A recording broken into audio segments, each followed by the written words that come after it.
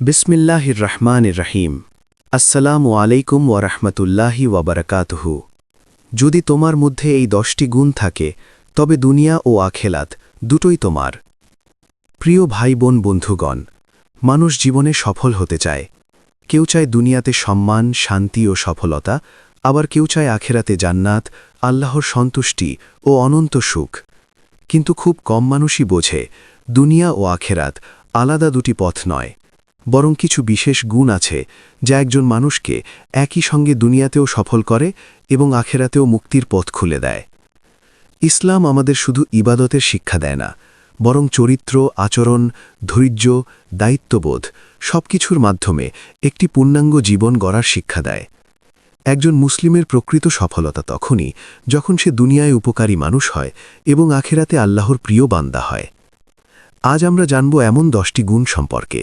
যদি এই গুণগুলো তোমার মধ্যে থাকে তবে সত্যিই দুনিয়া ও আখেরাত দুটোই তোমার হতে পারে। 1. তাকওয়া, অর্থাৎ আল্লাহর ভীতি। তাকওয়া হলো এমন এক গুণ যেখানে মানুষ গোপনে ও প্রকাশ্যে আল্লাহকে ভয় করে, তার আদেশ মানে এবং নিষেধ থেকে বেঁচে থাকে। আল্লাহ বলেন, নিশ্চয়ই আল্লাহর কাছে তোমাদের মধ্যে সেই ব্যক্তিই অধিক সম্মানিত যে অধিক তাকওয়াবান। সূরা হুজুরাত, আয়াত 13। তাকওয়া মানুষকে পাপ থেকে দূরে রাখে, সিদ্ধান্তে সতর্ক করে এবং অন্তরে শান্তি এনে দেয়। দুনিয়াতে এটি সম্মান আনে আর আখেরাতে জান্নাতের দরজা খুলে দেয়। যার অন্তরে তাকওয়া আছে সে একা থাকলেও গুনাহ করতে ভয় পায়। এটাই প্রকৃত সফলতার শুরু। 2. ধৈর্য, অর্থাৎ সবর। জীবন কখনো সহজ নয়। পরীক্ষা, কষ্ট, ব্যর্থতা সবই আসবে, কিন্তু যে ধৈর্য ধরে সেই শেষ পর্যন্ত জিতে যায়। আল্লাহ বলেন, নিশ্চয়ই আল্লাহ ধৈর্যশীলদের সঙ্গে আছেন। সূরা বাকারা, আয়াত 153। সবর মানে শুধু কষ্ট সহ্য করা নয়, বরং অভিযোগ না করে আল্লাহর উপর ভরসা রেখে এগিয়ে যাওয়া। দুনিয়াতে ধৈর্য মানুষকে ভাঙতে দেয় না, আর আখেরাতে ধৈর্যের প্রতিদান সীমাহীন। অনেক সময় দেরি মানেই প্রত্যাখ্যান নয়, এটি আল্লাহর পক্ষ থেকে উত্তম সময়ের অপেক্ষা। 3. সততা, অর্থাৎ সিদক। সত্যবাদিতা শুধু কথা বলার বিষয় নয়, এটি চরিত্রের ভিত্তি। রাসূল সাল্লাল্লাহু আলাইহি ওয়াসাল্লাম ছিলেন আল আমিন, বিশ্বাসযোগ্য। তার সততাই মানুষকে ইসলামের দিকে আকৃষ্ট করেছিল। মিথ্যা সাময়িক লাভ দিতে পারে, কিন্তু শেষ পর্যন্ত সম্মান নষ্ট করে। অন্যদিকে সততা হয়তো শুরুতে কঠিন, কিন্তু শেষ পর্যন্ত বিজয় এনে দেয়। দুনিয়াতে সততা মানুষের বিশ্বাস অর্জন করে আর আখেরাতে আল্লাহর সন্তুষ্টি লাভ করায়। 4. শুকর, অর্থাৎ কৃতজ্ঞতা। যে মানুষ আল্লাহর দেওয়া নেয়ামতের কদর করে, আল্লাহ তার নেয়ামত আরও বাড়িয়ে দেন। আল্লাহ বলেন, যদি তোমরা কৃতজ্ঞ হও তবে আমি অবশ্যই তোমাদের আরও বাড়িয়ে দেব। সূরা ইব্রাহিম, আয়াত 7। শুকর শুধু মুখে আলহামদুলিল্লাহ বলা নয়, বরং নেয়ামতকে সঠিক পথে ব্যবহার করাও শুকর। অভাবের মাঝেও যে মানুষ কৃতজ্ঞ থাকে সেই প্রকৃত ধনী। দুনিয়াতে কৃতজ্ঞতা মানসিক শান্তি দেয়, আখেরাতে দেয় আল্লাহর রহমত। 5. তাওয়াক্কুল, অর্থাৎ আল্লাহর উপর ভরসা। চেষ্টা করবে তুমি, ফল দিবেন আল্লাহ। এটাই তাওয়াক্কুল। অনেকে শুধু পরিকল্পনা করে কিন্তু আল্লাহর উপর ভরসা করে না। আবার কেউ শুধু দোয়া করে, চেষ্টা করে না। ইসলাম শেখায় দুটোই দরকার। রাসূল সাল্লাল্লাহু আলাইহি ওয়াসাল্লাম বলেছেন, তুমি আগে উটকে বেঁধে রাখো, তারপর আল্লাহর উপর ভরসা করো। যে আল্লাহর উপর ভরসা করে সে হতাশ হয় না, কারণ সে জানে যা হারিয়েছে তা তার জন্য ছিল না, আর যা তার জন্য লেখা আছে তা কেউ আটকাতে পারবে না। 6. বিনয় বা নম্রতা।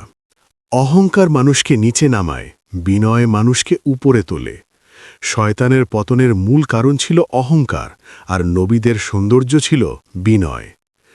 যে মানুষ জ্ঞানী হয়েও নম্র থাকে, ধনী হয়েও অহংকারী হয় না, শক্তিশালী হয়েও অন্যকে ছোট করে না, সেই প্রকৃত বড় মানুষ। দুনিয়াতে বিনয় মানুষকে প্রিয় করে তোলে, আখেরাতে আল্লাহর রহমত এনে দেয়। 7. ক্ষমাশীলতা। ক্ষমা করা দুর্বলতার পরিচয় নয়, এটি শক্তিশালী ঈমানের পরিচয়। যে মানুষ প্রতিশোধ নিতে পারে তবুও আল্লাহর সন্তুষ্টির জন্য ক্ষমা করে দেয়, সে আল্লাহর কাছে প্রিয় হয়ে যায়। রাসূল সাল্লাল্লাহু আলাইহি ওয়াসাল্লাম তায়েফের মানুষদেরও ক্ষমা করেছিলেন, যারা তাকে রক্তাক্ত করেছিল। আজ আমরা ছোট বিষয়ে সম্পর্ক নষ্ট করি, অথচ ক্ষমা অনেক সময় হৃদয়ের সবচেয়ে বড় ইবাদত। দুনিয়াতে ক্ষমা শান্তি আনে, আখেরাতে ক্ষমা পাওয়ার দরজা খুলে দেয়। ৮ ইখলাস বা নিষ্কলুষ নিয়ত। আমল বড় নয়, নিয়ত বড়। একই কাজ দুজন করতে পারে, কিন্তু একজন জান্নাত পায়, অন্যজন কিছুই পায় না, কারণ নিয়তের পার্থক্য। যে নামাজ পড়ে শুধু মানুষ দেখানোর জন্য, তার আমল মূল্যহীন, আর যে ছোট কাজও শুধু আল্লাহর জন্য করে, তার প্রতিদান বিশাল। ইখলাস মানুষকে রিয়া বা লোক দেখানো থেকে বাঁচায়। দুনিয়াতে এটি আত্মার শান্তি দেয়, আখেরাতে দেয় বিশুদ্ধ প্রতিদান। ৯ দয়া ও সহানুভূতি। মানুষের প্রতি দয়া করা আল্লাহর রহমত পাওয়ার অন্যতম পথ। রাসূল সাল্লাল্লাহু আলাইহি ওয়াসাল্লাম বলেছেন, যে মানুষকে দয়া করে না, আল্লাহ তাকে দয়া করেন না। দরিদ্র, এতিম, অসহায়, পরিবার সবাই আমাদের আচরণের অপেক্ষায় থাকে। কঠিন কথা বলা সহজ, কিন্তু নরম আচরণ করা মহান চরিত্রের লক্ষণ। দুনিয়াতে দয়া ভালোবাসা আনে, আখেরাতে আল্লাহর দয়া লাভ করায়। ১০ ইস্তিগফার ও তওবা। ভুল মানুষই করে, কিন্তু সফল মানুষ সেই যে ভুল বুঝে ফিরে আসে। শয়তান চায় তুমি গুনাহ করো না, এটা নয়, সে চায় গুনাহ করার পর তুমি যেন তওবা না করো। আল্লাহ বলেন, আল্লাহ তওবাকারীদের ভালোবাসেন। সূরা বাকারা আয়াত ২২২। যে মানুষ বারবার ফিরে আসে, আল্লাহ তাকে ফিরিয়ে দেন না। ইস্তিগফার শুধু গুনাহ মাফ করে না, এটি রিজিক বাড়ায়, হৃদয় হালকা করে এবং জীবনে বরকত আনে।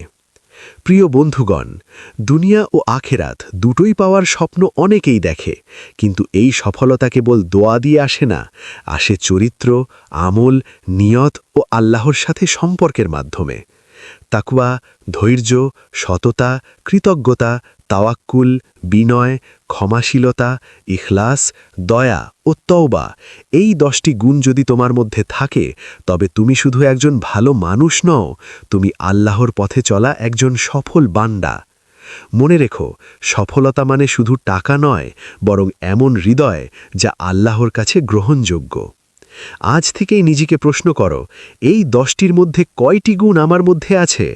আর যদি কম থাকে, হতাশ হয়ো না, কারণ পরিবর্তনের দরজা এখনও খোলা আছে। আল্লাহ তোমাকে দুনিয়াতেও সফল করুন, আখেরাতেও জান্নাতের অধিকারী করুন। আমিন। যদি তোমার মধ্যে এই 10টি গুণ থাকে, তবে দুনিয়া ও আখেরাত দুটোই তোমার। দ্বিতীয় পর্ব। প্রথম পর্বে আমরা আলোচনা করেছি এমন 10টি মহৎ গুণ সম্পর্কে, যা একজন মানুষকে দুনিয়াতেও সম্মানিত করে এবং আখেরাতেও সফলতার পথে নিয়ে যায়। কিন্তু বিষয়টি এখানেই শেষ নয়, কারণ মানুষের চরিত্র, আমল ও মানসিকতার আরও কিছু গুরুত্বপূর্ণ দিক আছে, যা জীবনকে আলোকিত করে ও আল্লাহর নৈকট্য এনে দেয়। আজ দ্বিতীয় পর্বে আমরা আরও 10টি বিশেষ গুণ নিয়ে আলোচনা করব। যদি এগুলো তোমার মধ্যে থাকে, তবে বুঝে নাও আল্লাহ তোমার জন্য বড় কিছু প্রস্তুত করে রেখেছেন। সময়ের মূল্য বুঝা। সময় হল জীবনের সবচেয়ে মূল্যবান সম্পদ। হারানো টাকা ফিরে আসতে পারে, কিন্তু হারানোর সময় কখনো ফিরে আসে না। অনেক মানুষ দুনিয়ায় ব্যর্থ হয় শুধু সময়কে অবহেলা করার কারণে। আবার অনেকেই আখেরাতে আফসোস করবে, ইস, যদি আরও কিছু সময় পেতাম। আল্লাহ সূরা আল আসরে সময়ের শপথ করে বুঝিয়ে দিয়েছেন সময় কত গুরুত্বপূর্ণ। যে ব্যক্তি সময়কে সম্মান করে, সে জীবনে শৃঙ্খলা আনে, নামাজ সময় মতো পড়ে, দায়িত্ব ঠিকভাবে পালন করে এবং অলসতা থেকে দূরে থাকে। দুনিয়াতে সময়ের মূল্য বুঝলে সফলতা আসে, আখেরাতে আসে হিসাব সহজ হওয়ার আশা। গোপনে ভালো কাজ করার অভ্যাস। সব ভালো কাজ মানুষের সামনে করতে হবে এমন নয়, বরং কিছু আমল একান্তে শুধু আল্লাহর জন্য করাই সবচেয়ে মূল্যবান। রাতের তাহাজ্জুদ, গোপনে দান, একা বসে কান্না করে তওবা, এসব আমল হৃদয়কে আলোকিত করে। যে মানুষ লুকিয়ে ভালো কাজ করে, সে রিয়ার ফাঁদ থেকে বেঁচে যায়।